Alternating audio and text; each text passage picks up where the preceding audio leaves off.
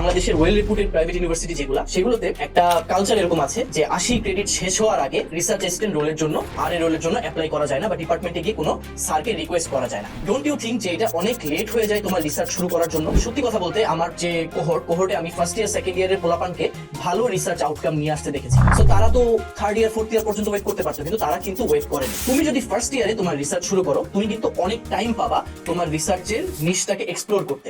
তোমার research interest কোন ফিল্ডে যায় সেই জিনিসটা তুমি অবজার্ভ করতে, এবং সেই অনুযায়ী তুমি রিসার্চ ফিল্ডটা সিলেক্ট করতে। এবং আরো অনেক কাজ থাকে, যেমন লিটারেচার রিভিউ, কোডিং শিখা, তুমি যদি এআই ইমপ্লিমেন্ট করতে চাও, তুমি কিভাবে একটা পেপার লিখতে হয়, কিভাবে জার্নালে সাবমিট করতে হয়, কিভাবে একটা ভালো মানের কনফারেন্স পেপার পাবলিশ করতে হয়, এই জিনিসগুলো জানার জন্য যে সময়টুকু দরকার, এই সময়টুকু তুমি এফোর্ড করতে পারবা তুমি যদি ফার্স্ট ইয়ার সেকেন্ড ইয়ারে রিসার্চ শুরু করতে পারো। তো আমাদের এই কোহর্টে আমি সবসময় বলে এসেছি একদম ফার্স্ট ব্যাচ থেকে, যে তুমি যদি যত আর্লি শুরু করবা রিসার্চ, তত তোমার জন্য অনেক ভালো।